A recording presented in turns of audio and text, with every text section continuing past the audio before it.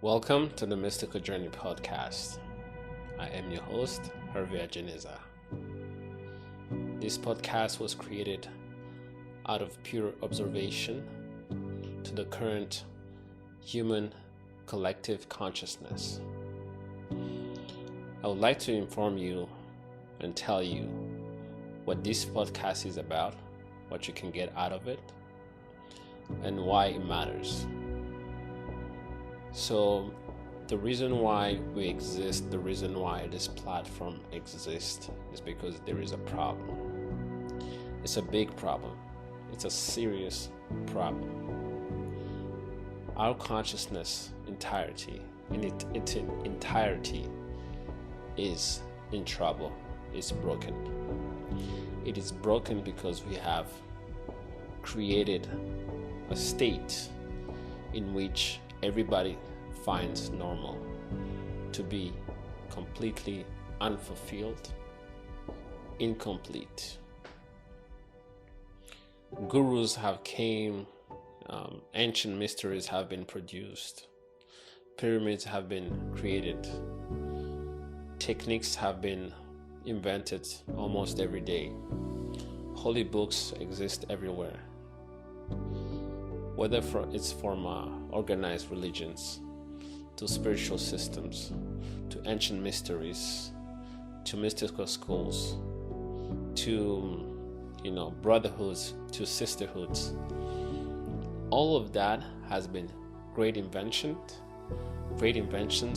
However, it hasn't produced what humankind is really looking for. Let's actually be honest, really be honest. What is it exactly that we want? Not that we want out of life. What is our deepest desire? It's almost unanimous to see that when you observe every culture, that we all want to be free.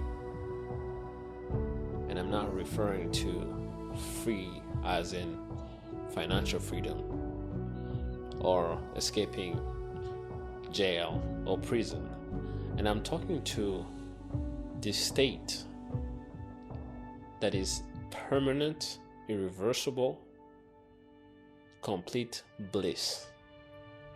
It has been talked about, through ancient teachers and teachings.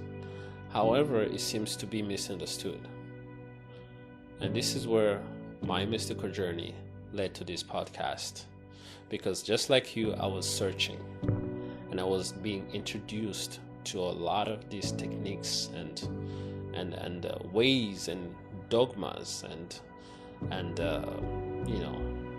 technologies and books that are actually can help me get to what I'm looking for. But to only realize that I was always and still is discontent, and I'm not easily satisfied. So I have been looking to that one thing that will help me be completely free. And this is what people call reconnecting back to source, and this is what we're concerned. We're concerned about reconnecting back to source. We don't really care about which system says what, because so far you have been introduced to everything that you can think of. Instead of running around looking for the next ritual, the next technique, the next book to read, the next wisdom to get, how to reconnect to your ancestors, how to offer a next ritual to your favorite god, why don't you ask yourself, first of all, what is the ritual? What is the god? Who's doing what? So this is why we ask these questions, so you and I can inquire, observe, and examine, inquire, question to what is exactly the solution to the biggest problem. Can you and I be completely free and be in a state in which we don't have to depend on anything? We don't have to be controlled. We cannot be conditioned. Is it possible? I'm not telling you to agree or disagree with me, but I'm asking you, is it possible for us collectively or individually to be completely free from everything we have created? And I'm referring to everything, from any religion you can think of, from any system that we have created, and whether the system looks like it appeals to you or not. If you're an Indian, you might be indirectly or directly have affinity for Hinduism or Zen Buddhism. If you're a Tibetan, if you're African, you might be looking to connect to your African spirituality. All of that is great, but what it does is that because our thought system creates these systems, they're the very same thing that actually keeps us from actually being free. Because we want to invent these things to feel comfortable. Let's really dive deep into this matter a little bit more. How did we get to a point where the entire human being find it normal to wage wars against each other, to a point where when there is no war, we don't feel comfortable, and then we look at each other and we see each other as being separate, being different? How did we get here? Based on everything we've had from all cultures and mysteries and ancient books and wisdom that has been created, how did we get to a point where you and I can look at each other and we say you and I are different, so that's why we fight? Sometimes we fight in thoughts, we fight in ideas, we fight physically, we fight emotionally. It's because we have internal conflicts. So we need to look at at this serious problem, and first of all, spend more time understanding the problem and find a solution. This solution has to be complete. It cannot be partial, because all these partial solutions that we find right now, they're already available to you. But look at where you are. You're still searching. You have been seeking all this time because you cannot be fulfilled until you understand one thing only. That the person who's seeking and the person who's finding have always been one person, one entity. There's absolutely no separation. That is the first realization to have. But first of all, how did we get to a point that we don't even understand that whoever is offering a ritual and the person exhausting and realizing the ritual are the same entities? So we go about inventing these gods and these ancestors and we have all these names, but we have a problem answering who's doing what. We can't observe, we don't question anything, we don't understand anything, and in the end, when we when you get to 60 years old, 70 years old, 80 years old, you can almost look at a person's face and tell that they've never actually lived. They've never actually understood what living is about. So here is the problem. Let's look at the problem a little bit more in details. So problem is that we are separated. We actually cultivate separation. This separation comes from the inner conflict. This inner conflict comes from the fact that we resist the flow of life. We resist the flow of life because we have fear. We are scared. We don't want to give up all these concepts that we actually have created. The fact that we don't want to give up these concepts and we live in fear is because we don't want to invite that which is nameless, that which is unknowable. Because we're so human that we forgot that we're much more than human beings. So this is why in this podcast we look at every concept and really go in depth, question everything together. I'm not your guru, I'm not your teacher, I'm not you don't have to follow me, I have no dogmas. We're actually trying to question every dogma. So we look at things like fear. Let's analyze fear. Let's look at death. We have been conditioned to think that death is a problem, but those who really understand death, they understand actually life. So let's look at death. Let's look at fear. Let's look at relationships. Let's look at things like meditation. Let's look at things like rituals, ancient mysteries, occultism, extrasensory perception, and all these things. Let's look at these things together. There's actually no book you need to read to actually fully disconnect to this, inner conflict, inner prison that you created yourself. We have created this problem. We are the problem that need a solution that's also created by us. So we can do this together. There is absolutely no authority, no God, no guru, no teacher, no book, no technique, no dogma that needs to be involved. We can actually think together and resolve this problem. This message is not for children. This is for people that are willing to think and to question everything, absolutely everything, even what they think about, even things that they hold very dear. I'm referring to culture, for example.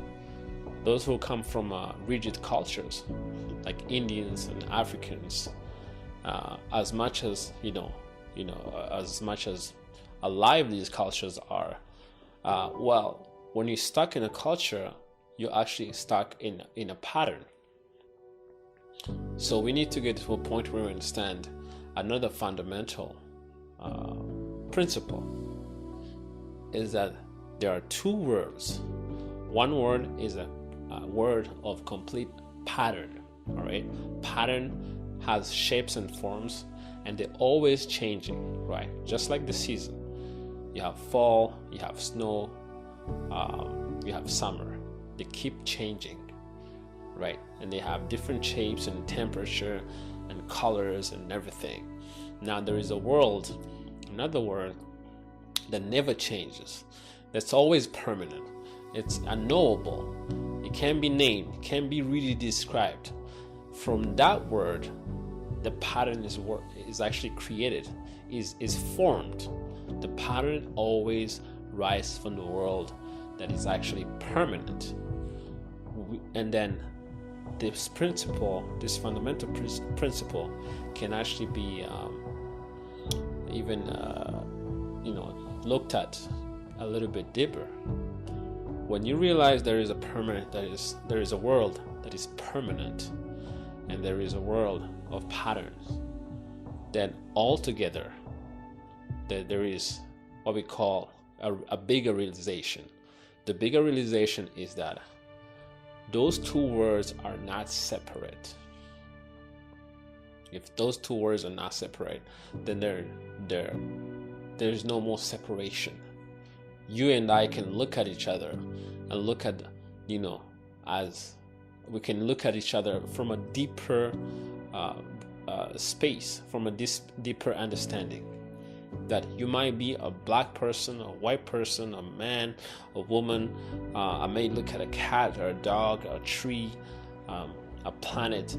All those are just patterns. They keep changing, right? But there's something that don't change.